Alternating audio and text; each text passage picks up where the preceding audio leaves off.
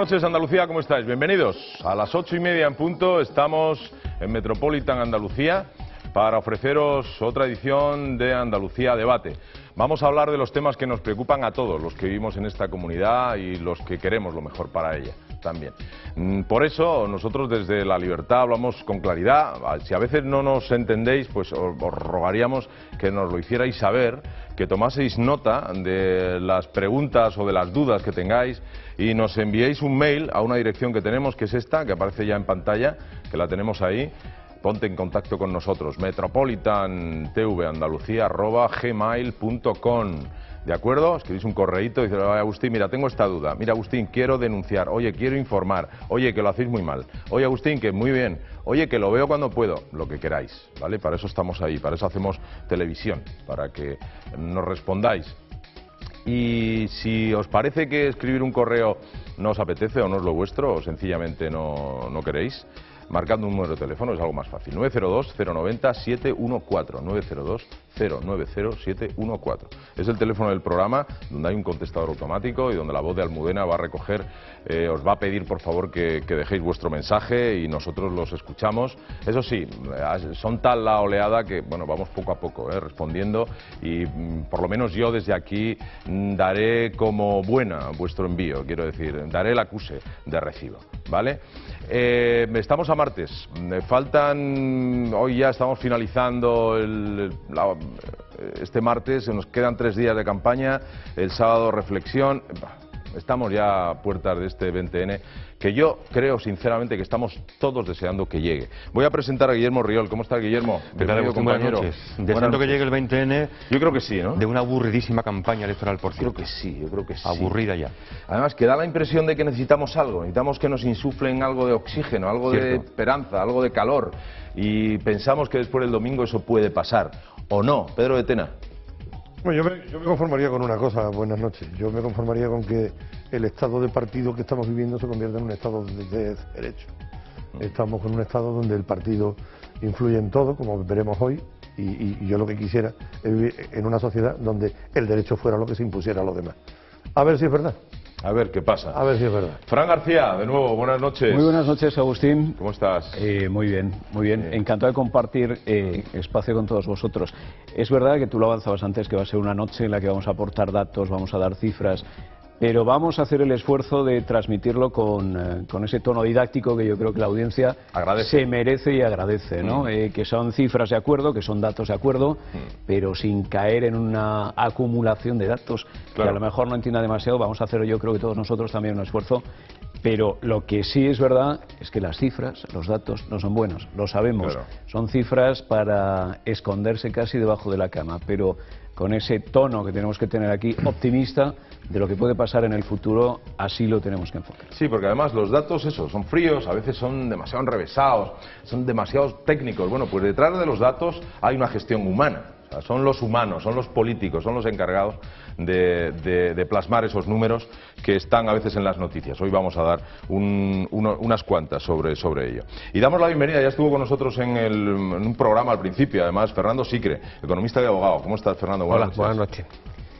Pues bueno, yo espero que pasemos de una situación de desgobierno, que es la que tenemos, a una de auténtico gobierno, donde la situación de arbitrariedad en la concepción de la política pasemos a una situación de seriedad, de seguridad jurídica, y que eso en Europa y los que nos tienen que prestar el dinero lo consideren oportuno y lo consideren a bien.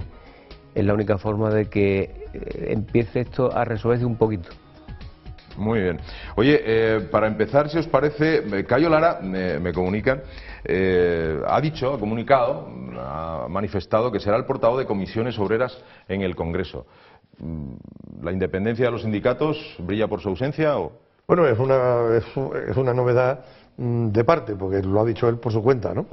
Yo creo que Comisiones Obreras durante muchos años estuvo peleando precisamente para no identificarse con el Partido Comunista, que es el partido de Cayo Lara, porque debajo de Izquierda Unida lo que hay es Partido Comunista y 4 más, y 4 compañeros de viaje. Que ahora vuelvan atrás al sistema correa de transmisión del sindicato, correa de transmisión del partido, creo que es un paso atrás.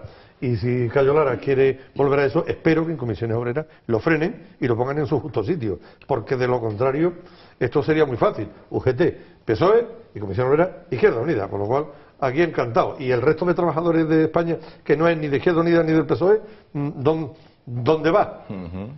Bueno, es que habría que hacer el análisis de la situación sindical en España, y ese análisis parte de que los dos sindicatos mayoritarios, UGT y Comisiones Obreras, no llegan al 5% de afiliados de la población activa española. Ese 5% no es representativo. Lo único que ocurre es que en España tenemos una legislación que, para poder establecer interlocutores válidos ante la patronal o ante el gobierno, pues establece una cosa que se llama el concepto de más representativo, que te posibilita posicionarte en los foros adecuados para llevar a cabo ciertas negociaciones. Pero si realmente nos atendiésemos a lo que hay que atenerse, que es a las mayorías reales, es decir, al 50%, que es donde se tiene auténtica legitimidad para la negociación, ningún sindicato, ni tampoco las patronales españolas, tienen esa capacidad de representación. Por lo tanto, yo creo que una de las cuestiones que habrá que dilucidar, yo espero, en esta metamorfosis que tiene que producirse como consecuencia del previsible cambio de gobierno que espero se produzca. Y además, en la propia adscripción política de los sindicatos tenemos una UGT que históricamente siempre ha estado más cerca del Partido Socialista, pero tenemos unas comisiones obreras que han estado ahí un poco a verlas venir, ¿no?, en cuanto a su estatus como adscripción política.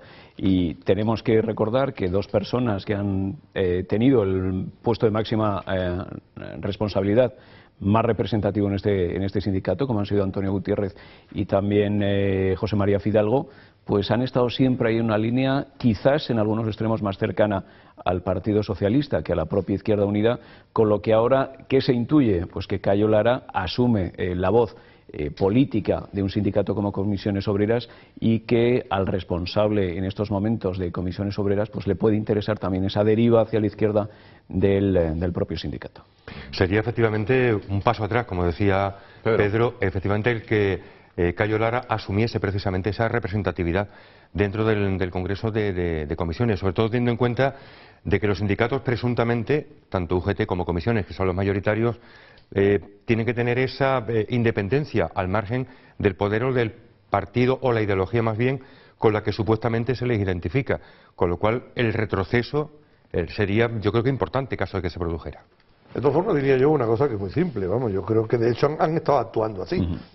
De hecho, aunque no lo digan, porque dicen que son independientes. Un poquito efecto goma, Pedro. La única vez que fueron realmente independientes del poder fue en el año 88, cuando convocaron la famosa huelga general contra el gobierno de Felipe González, el 14D célebre, donde tanto la UGT de Nicolás Redondo como Comisión Obrera de Marcelino Camacho se opusieron a algo que había hecho el PSOE, como era la reforma del plan de pensiones, la reforma del Estatuto del Contrato Joven. Fue histórica. Histórica. Ahora, lo que llevamos visto en los últimos 8 años, he visto un silencio mayor y más escandaloso que de dos sindicatos que se dicen más mayoritarios, con 5 millones de parados, y no han dicho ni esta boca es mía. Ni esta boca es mía. Que ellos son, como todos los sindicatos que en el mundo han sido desde la Revolución Industrial inglesa especialmente, son instrumentos de defensa de los trabajadores.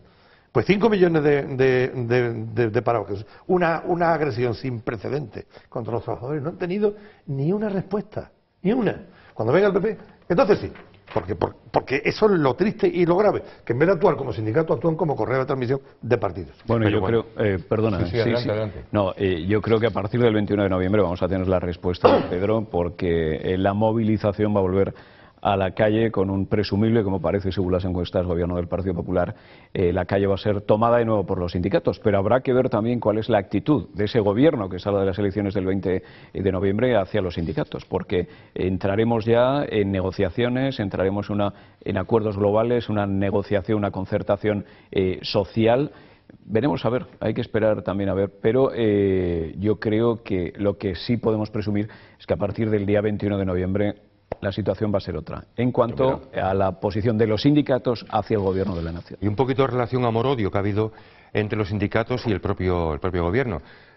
Amor-odio me refiero porque cuando yo decía anteriormente ese efecto goma que han tenido, cuando les ha interesado se han acercado al poder, se han acercado al gobierno e incluso a la ideología en la que supuestamente se les identificaba a ambos, y cuando no han querido, efectivamente, como bien se ha apuntado aquí ya en más de una ocasión, y decía Pedro, el silencio, el sospechoso silencio que han mantenido los sindicatos ha sido más que notable. Porque la relación que mantenían los sindicatos en esos 8 años de gestión del PP, ¿cuál era? Dinero. Claro. Es decir, aquí ha habido una concesión, ha habido tres cosas importantes en el tema de los sindicatos. Uno, una adjudicación de dinero que ha convertido a los sindicatos en el mayor intermediario de la formación profesional que se conoce en España. Y a los empresarios, perdón, vamos a poner los dos. Han convertido a los dos, expulsando del mercado de la formación a un montón de profesionales libres que podían haber ejercido quizás con más profesionalidad incluso que son los pymes, que los empresarios. Son pymes. Eso es que son pymes. En vez de haberle dado a esas pymes esa formación que era capaz, o bien haberla negociado con las empresas directamente para que los trabajos se ajustaran realmente a los cursos, en vez de eso han dado una cantidad de dinero inmenso, pero inmenso. Estamos hablando de 265 millones de pesetas en los últimos. Yo hice una investigación en su día, del 2004 al 2008, 265 millones de euros, 265 millones de euros, que es lo que nos cuesta la RTVA entera durante un año, tanto a Comisiones Obreras y UGT como a la CEA. Claro, esto es así, hay que mantenerlo así. Y dos, ¿cuántos liberados hay realmente en los sindicatos? ¿Cuántos hay? ¿Qué es la cifra mejor guardada de España? Si permite usted, es muy simple. ¿Cuántos son, hombre? Que nos digáis cuántos hay. El cálculo nuestro hecho yo creo que es el único cálculo que se ha hecho con cierto rigor, que es coger las obras sindicales y convertirlas en puestos libres, y aquí en Andalucía daba alrededor de 8.000 y pico de liberados entre empresas públicas y empresas privadas, que en realidad son 16.000, porque cada liberado tiene que ser sustituido por otro para que haga el trabajo que no hace el liberado. De eso no se va a hablar del otro tampoco. Claro, algo habrá que hablar. Sí, pero aquí hay una cuestión casi de filosofía que parte de la época del año 78, cuando los pactos de la Moncloa. Aquí se ha sustentado las relaciones laborales bajo la óptica del diálogo social. En aquel entonces tuvo sentido, pero hoy día las cuestiones tienen que debatirse en el Parlamento, que es el órgano de representación de la soberanía popular. Es decir, yo espero que las reformas laborales absolutamente necesarias, que posiblemente no creen empleo en el comienzo, pero que en cuanto la economía se reactive, sin una reforma absolutamente tipo metamorfosis, que hay que cambiarlo todo, no sería posible el ir encontrando un poco la senda del empleo real y del pretendido pleno empleo. Es imposible. ¿Dónde hay que debatir esto? En el Parlamento. Ni los empresarios tienen la representatividad que deberían de tener, ni los sindicatos tampoco la tienen. Y además, ¿quién representa al desempleado? Porque los sindicatos no lo representan. ¿Y quién representa al empresario que quiere ser empresario, pero que no es porque la negociación colectiva le pone una traba, le pone un muro para acceder a ese mercado? Pues por lo tanto es el Parlamento quien tiene esa capacidad y esa obligación, porque el desempleado y el que pretende ser empresario no tienen sus representantes. Y sus representantes no se sienten representados. Eso es evidente y por lo tanto esa es una obligación que tiene que asumir el Parlamento de una vez por todas. Bueno, seguimos avanzando. Hoy yo escuchaba esta mañana que Alfredo Pérez Rubalcaba pues tenía varios, alguien lo ha denominado micromítines, ¿no? Porque no da tiempo a hacer un mitin de verdad, bueno, más de dos yo creo que no se puede hacer, uno por la mañana y otro por la tarde-noche, ¿no? Pues por lo visto el señor Rubalcaba tenía hoy varios puntos en los que iba a desarrollar su programa, iba a intentar captar votos. Ha habido una declaración de su directora de campaña, la señora Valenciano, en el que asegura que las propuestas del señor Rubalcaba son muy diferentes a las del señor Zapatero. Eso de momento choca, ¿no? Hombre, choca y mucho, sobre todo porque durante la campaña, repito, aburridísima campaña electoral que estamos teniendo, y anteriormente en la precampaña se le ha achacado mucho a Rubalcaba que ha escondido a Zapatero, que se ha roto amarras totalmente, le ha cortado las cuerdas a todo lo que podía suponer o simbolizar de alguna forma esa su unión con el presidente todavía del gobierno, a un ejecutivo al que pertenecía hace escasamente 3 meses, 4 como mucho. Esa rotura de amarras de Rubalcaba, ese querer, se calificaba el otro día como esa huida hacia adelante. Yo en todo esto, Agustín, si me permite, me estaba acordando ahora de un título de un libro, magnífico libro por otra parte, que escribió Gabriel García Márquez. Esto no es más que la crónica de una muerte anunciada. Es decir, Rubalcaba sabía perfectamente, o al menos intuía, creo que intuía, que cuando él se presentaba como candidato en solitario a presidente del gobierno, rompiendo todo lo que tenía que romper, después de esas casi 2 legislaturas y su permanencia en gobiernos con el PSOE, sabía que de alguna forma, si se me permite la expresión, se podía quemar en la hoguera de unas elecciones. Y se está fundiendo en eso. Totalmente distinto a lo que dice Rajoy, evidentemente tiene que hacerlo. Lo que pasa es que está basando la campaña en el programa del Partido Popular, en todo lo que el Partido Popular supuestamente él dice que va a hacer. Jamás en lo que él dice que va a hacer. Nunca, porque se saca siempre lo mismo. Si usted dice que va a hacer esto, si usted llega presidente del gobierno, ¿por qué no aportó las mismas ideas cuando usted formaba parte del Ejecutivo? Es que ya lo tan de cajón y tan evidente que decirlo ya sonroja un poco. Ha dicho una cosa aquí nuestro amigo, Fernando. sí que el economista Fernando tendrá que decirlo, pero ha dicho una cosa en el debate con Rajoy, que iba a aplazar, que iba a pedir una moratoria de 2 años. 2 años a los que le debemos el dinero. No, se habrán puesto los pelos de punta. Natural. En Europa se le habrán puesto los pelos de punta. O sea, el que debe pide otros 24 meses más, ¿para qué? Y luego, lo que podrían hacer, ya lo han hecho. Le recortaron el sueldo le congelaron el sueldo a los funcionarios le rebajaron el sueldo, el 5% a los funcionarios y congelaron las pensiones. A la inmensa mayoría, menos las mínimas. Bueno, y luego hicieron una reforma laboral que no ha servido. ¿Y qué más va a hacer usted? Es que no hay más. Es que no hay más. Lo que usted podía hacer, o creía que se podía hacer, usted ya lo hizo, pero ¿Se les pueden tachar esa gestión de incapaz? Yo creo que eso han manifestado una incapacidad para superar su discurso ideológico y sustituirlo por el discurso de la realidad. El discurso ideológico del Partido Socialista en este momento no tiene que ver con el discurso de la realidad. Yo creo, de todas formas, que somos muy crueles con el candidato Rubalcaba porque ha inventado una nueva modalidad de mitin, que es el mitin acajonante. Acajonante. ¿Qué es eso? Es muy sencillo. Él lleva su autobús de campaña y un cajón. Paran en cualquier calle de cualquier ciudad, de camino a uno de los mítines cerrados en un auditorio y da un mitin subido en un cajón. ¿De forma espontánea? De forma espontánea. Ellos paran. Acojonante, y es acojonante. Él baja su cajón de verdad que lo hacen. Y da su mitin. Eso han empezado a hacerlo esta semana, yo creo que como forma también, fuera de broma, de acercarse más al pueblo, de tener un cara a cara. Pero yo creo que ni aún así. Son modalidades, fijaos que ahora estamos hablando, ¿no?, de la política 2.0, de la interacción de las redes sociales, de cómo funcionan en Twitter, en Facebook, de la participación de los votantes, haciéndoles preguntas. Y bueno, recurren, yo creo que realmente hay pocos recursos ya, ¿no?, en la recámara del Partido Socialista y recurren a este mitin del cajón de aquí te pillo y aquí te mato, ¿no?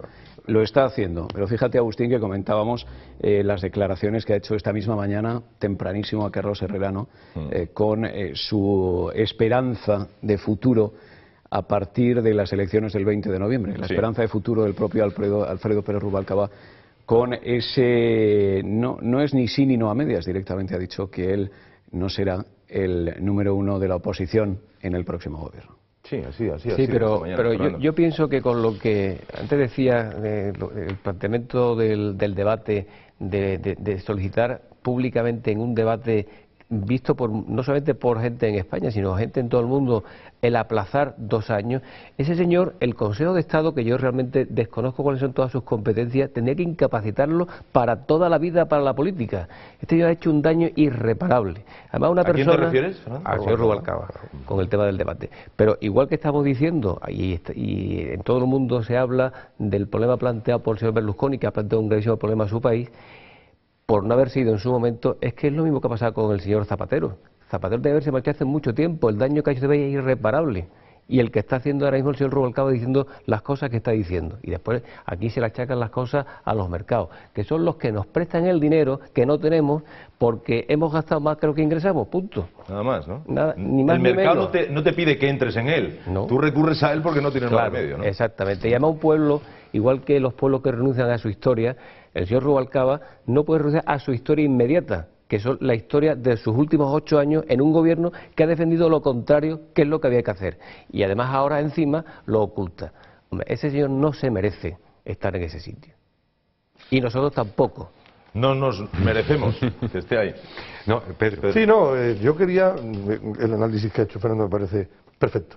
no hay nada que añadir. Pero yo añadiría algo que se nos olvida, porque como claro ya Rubalcaba ha pasado a primer plano de la realidad, se nos olvida algo que es, cuando lo piensa uno fríamente, dice, pero esto parece una broma. O sea, tenemos un presidente del gobierno en activo que ni manda en el partido, ni manda en Europa, ni manda en nada. Dice, y esto, pero vamos a ver, cuando vaya a Europa alguien le preguntará, ¿usted de qué equipo es? ¿De Rubalcaba o del señor? Es que es una broma. Es que una situación institucional como la que vivimos en España no se podría haber resuelto más que con una medida, la dimisión de Zapatero el día que anunció unas medidas contrarias a su programa y su sustitución por un presidente del PSOE dispuesto a hacer lo que Europa decía. Eso hubiera sido lo sensato. ¿Se ha hecho esto? No. Se ha mantenido una bicefalia que a veces es hasta tricefalia. Aparece González. González aparece por aquí, Alfonso Guerra, por una jueza, diciendo que si la jueza tenía una fe. Unas cosas que dice, bueno, chico, es que este partido... De todos modos, lo que sí se puede asegurar es que el señor Rodríguez Zapatero pasará a la historia de España. Pasa seguro. Es más, yo me haría una pregunta, que puede sonar a barbaridad, pero es pregunta y cabe todo tipo de suposiciones. Yo me pregunto, si el día 29 de julio no llega a anunciar Zapatero que convoca anticipadamente elecciones, si en este momento, o en ese momento, o poco antes, que hubo una cumbre europea, por cierto, justamente antes de esa semana, se le advirtió a Zapatero que o convocaba elecciones o se intervenía económicamente España. Me pregunto, sí. Sí, pero es que Zapatero, está hablando de historia, Zapatero ya es historia. Claro. Esas son las realidades de los hechos. Pero además es mala historia.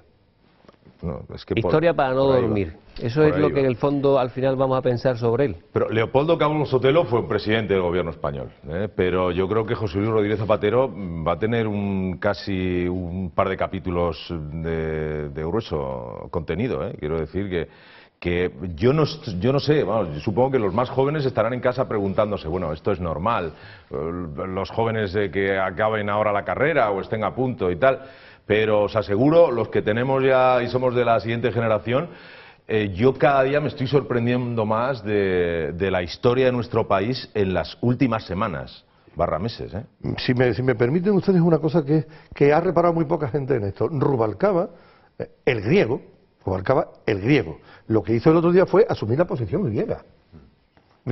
Antes de la caída de Papandreou. Por posición griega. Vamos a aplazar todo lo posible porque no queremos aplicar lo que Europa nos dice. Hablas políticamente, ¿no? Y llegó a convocar un referéndum. Llegó a plantear la convocatoria de un referéndum. Qué poca gente se acuerda del tema de la OTAN en España. Año 82, 83. El gobierno de Carlos Sotelo había ingresado en la OTAN con la legitimidad que le daba el Parlamento. Pero Felipe González convoca un referéndum para decir lo que luego no pudo decir. O sea, aquello fue un escándalo diplomático inmenso. Inmenso. Era un país que entraba legalmente en la OTAN y luego convocaba un referéndum para ver si sí o si no. Luego, pues esto es lo mismo. Lo que hizo Papandreou. Intentar con un referéndum cambiar.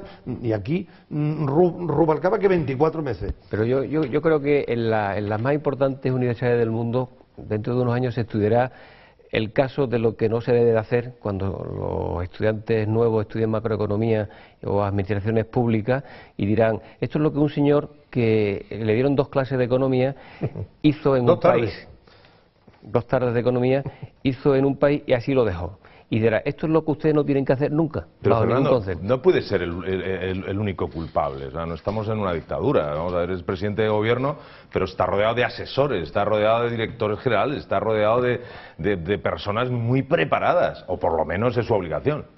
Ahí tenemos también el funcionamiento del sistema democrático en España, del sistema partidario en España. Es decir, los partidos, cuando un equipo dirigente ocupa el poder dentro de un partido, eso es un poder casi omnímodo, donde la crítica interna no existe, donde los periódicos están reorientados en función de los equipos, todos los periódicos de ámbito público. Dice, claro, ¿quién critica a una persona desde dentro? ¿Quién le dice al rey que va desnudo? Hombre, 4 minutos dura. En el PP también, vamos a ver, que esto no es... ¿Cómo funcionamos? Muy mal. No, y el poder que otorga precisamente una mayoría absoluta en un parlamento. Eso te lo da el que te creas o por lo menos te hagan creer los que tienes alrededor que eres dueño de la verdad absoluta, ¿no? Y entonces de ahí surgen los problemas. No hay desavenencias internas y esa no existencia de desavenencias internas hacen que no llegues a preguntarte el por qué está ocurriendo esto en tu país. Fernando, perdona. No, lo que voy a decir es que yo creo que ha tenido poca contestación, o ninguna, dentro de su partido, porque hay 3 o 4 datos que son relevantes. Él, en el 2008, estando en Estados Unidos precisamente, el mismo día que caía Lehman Brothers, estaba diciendo que la banca española era absolutamente solvente. Posteriormente decía que pasaríamos, por supuesto, a los italianos, y posteriormente dijo que pasaríamos también en la renta per cápita a los propios franceses. Y nadie le dijo nada en su partido, porque si alguien le dijera algo, se hubiese quedado la cara de vergüenza o se hubiera ido. Y ni se fue y ni se le quedó la cara de vergüenza. Significa que contestación interna no existe. Por lo tanto, yo creo que este hombre ha estado en las nubes, ahora está como inspector de nubes y supongo que cualquier día, cuando el cielo se despeje, se caerá al suelo. Y se partirá la crisma y verá la realidad, la cruda de la realidad con la que ha dejado su país. Claro, porque estamos hablando de un gestor, pero no un gestor de una empresa, o de una gran empresa, o de un monopolio de compañías prácticamente, no. Estamos hablando del presidente del gobierno español a día de hoy. Y nosotros éramos esa empresa, y lo seguimos siendo. Y la verdad es que hay muchos compañeros de esta empresa que están ya en la calle. Hay muchos parados. Vamos a seguir hablando de este y otros temas. Esto es Andalucía Debate. Estamos hablando de las cosas que yo creo que interesan absolutamente a todos. No os perdáis el siguiente bloque. Hasta ahora mismo.